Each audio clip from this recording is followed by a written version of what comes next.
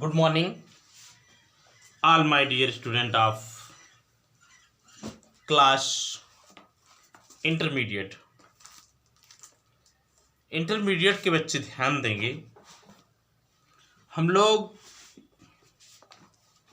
अध्ययन कर रहे थे सिंथेसिस का।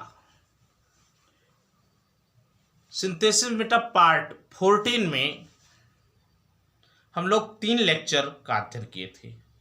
पार्ट 14 के अंतर्गत हम लोग एडवर्ब क्लॉज, जो कि एक सब ऑर्डिनेट क्लॉज है, की सहायता से कॉम्प्लेक्स सेंटेंस निर्माण की कला को सीख रहे थे,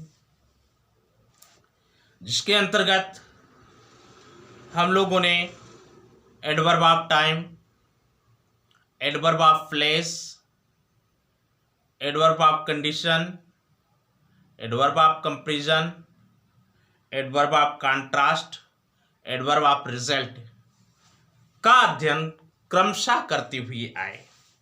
आज बहुत छोटा सा लेक्चर इस पर है बेटा। देखते हैं कि इस लेक्चर 4 में एडवर्ब ऑफ पर्पस, इसको 8 नंबर होना चाहिए। Adverb of purpose,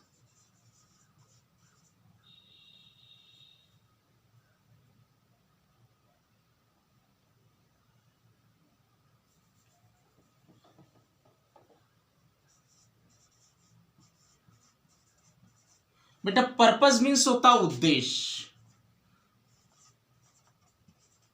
purpose means उद्देश्य को प्रकट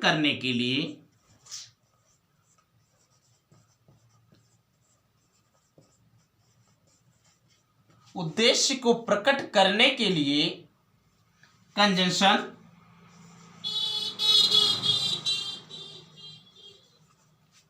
सो दैट और इन ऑर्डर दैट,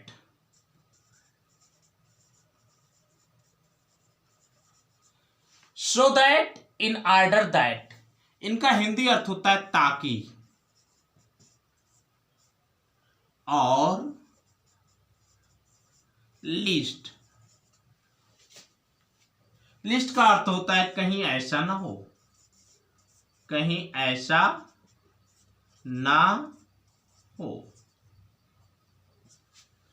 का प्रयोग किया जाता है।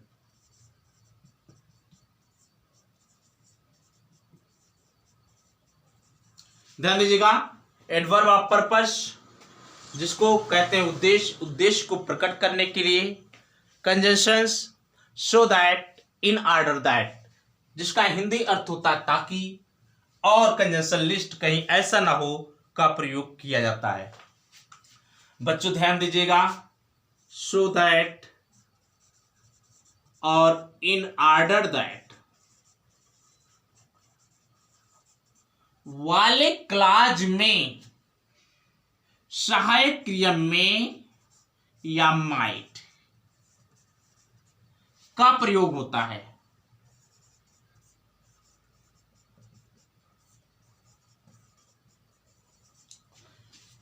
ध्यान देना, यदि प्रिंसिपल क्लॉज प्रेजेंट टेंस में है तो आप मे का प्रयोग करेंगे। यदि प्रिंसिपल क्लॉज आपका पास्ट टेंस में है तो आप माइट का प्रयोग करेंगे। ध्यान देना, जैसे I drew my sword, example कर लेते हैं। आई ड्रू माई स्वॉर्ड, मैंने अपनी तलवार खींची। I wanted to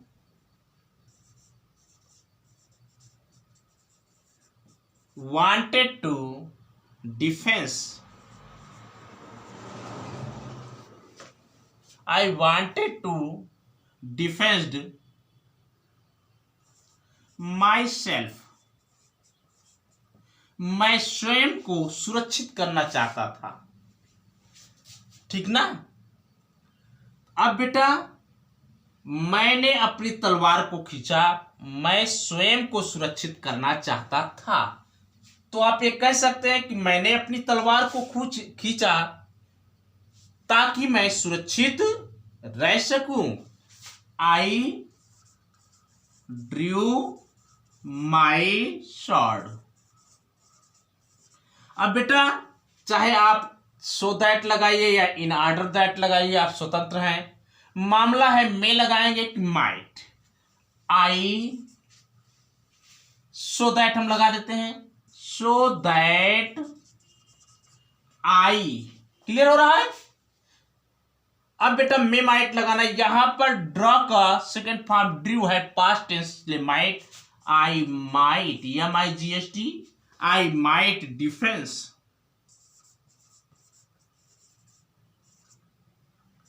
my self.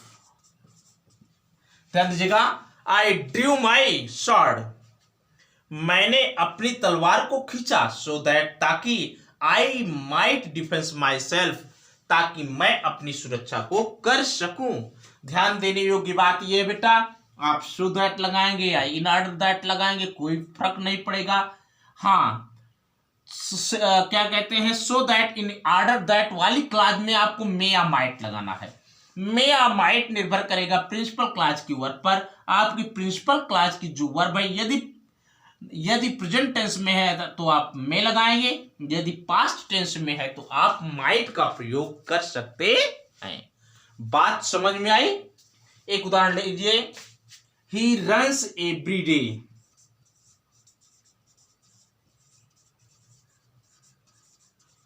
वह प्रतिदिन दौड़ता है।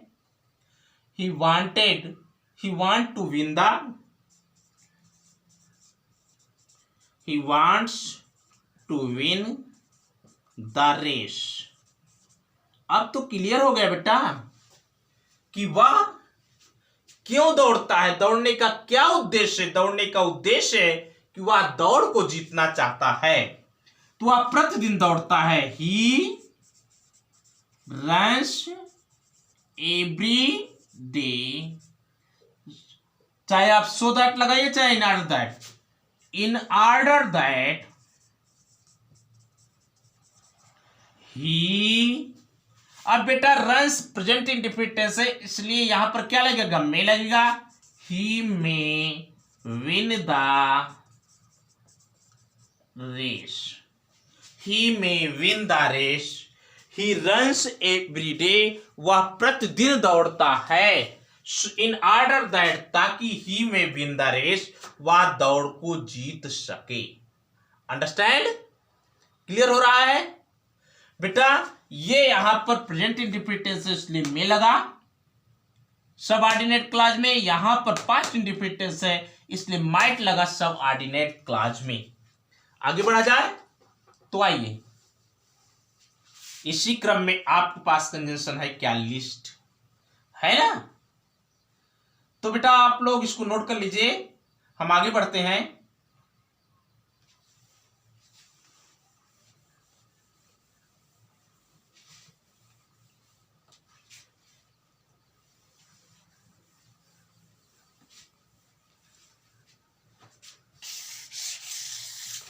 बेटा लिस्ट का अर्थ तो आप जानते हैं, कहीं ऐसा ना हो, कहीं ऐसा ना हो। इसके साथ वर्ब लगेगी शुड। ध्यान देना, हम लोग सिंटैक्स में भी पढ़ेंगे कि लिस्ट के साथ क्या वर्ब लगेगा, और बेटा सो दैट और इन ऑर्डर दैट के बाद क्या अर्थ लगेगा। जैसे उदाहरण है, गो स्लो, धीमा चलो, यू में फॉल डाउन, यू में फॉल डाउन, तुम गिर सकते हो। धीमा चलो, तुम गिर सकते हो। तो अगर हम ऐसा कहेंगे, हम कहेंगे धीमा चलो, कहीं ऐसा ना हो कि तुम गिर जाओ, गो स्लो, ठीक ना। Least, you should fall down. हाँ बेटा देखो, गो स्लो कंजंक्शन क्या लगा, लिस्ट। धीमे चलो, कहीं ऐसा ना हो, यू के साथ क्या लगा, शुड फॉल डाउन। क्लियर हो रहा है। जैसे कहा जाए, वर्क हार्ड, यू में फेल। कठिन मेहनत करो, तुम असफल हो सकते हो। तो आप कहेंगे बेटा work hard least you should fail. कठिन मेहनत करो, कहीं ऐसा ना हो कि तुम असफल हो जाओ, कहीं ऐसा ना हो कि तुम असफल हो जाओ। तो बेटा ये रहा एडवर्ब ऑफ पर्पज, जिसमें आपने कंजंक्शन देखा सो दैट और इन ऑर्डर दैट और लिस्ट का प्रयोग। अब हम लोग आगे बढ़ेंगे और एक अंतिम देखेंगे एडवर्ब ऑफ माइनर। तो अगर आप आदेश दें तो हम मिटाते हुए आगे बढ़ लें।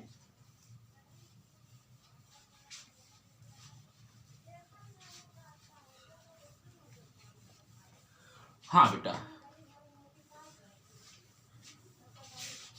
हेडिंग डालिएगा adverb of minor. Point number 9, adverb of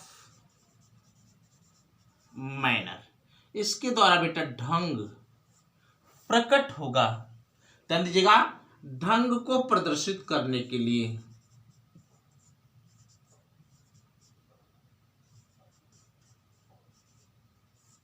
ढंग को प्रदर्शित करने के लिए,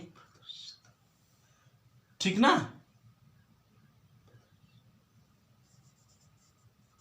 करने के लिए कंजंक्शन एज का प्रयोग किया जाता है। किसका?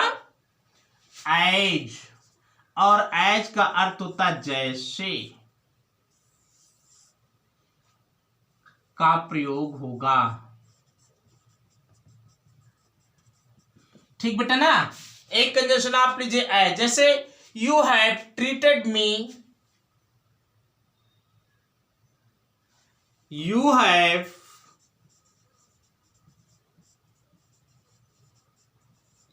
treated me in a certain way।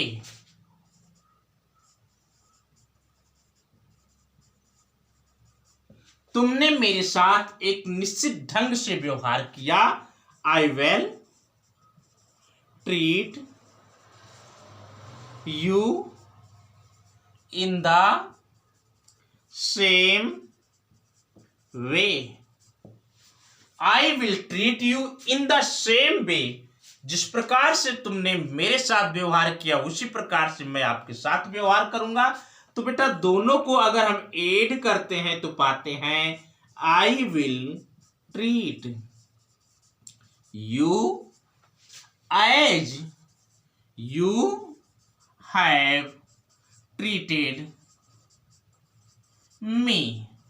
I will treat you, मैं आपके साथ व्यवहार करूंगा एज जैसे यू हैव ट्रीटेड मी, जिस प्रकार से आपने मेरे साथ व्यवहार किया था।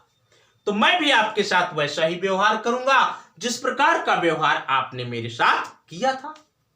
तो बेटा यहीं पर आपका एडवर्ब क्लास समाप्त हो जाता है। आप थोड़ा ध्यान दीजिएगा, एडवर्ब क्लास समाप्त होने के साथ साथ आपका कॉम्प्लेक्स सेंटेंस का अध्ययन समाप्त होता है। अगले लेक्चर में हम लोग मिलेंगे कंपाउंड सेंटेंस को लेकर के। तब तक आप पढ़ते रहिए। Thanks for watching the video. नए बच्चे मेरे चैनल को सब्सक्राइब करें ताकि उन्हें सारे वीडियो मिल सके। मेरे चैनल का नाम है learn English with Vijay sir. Video अच्छा लगे तो लाइक जरूर करिएगा। Thanks for watching the video.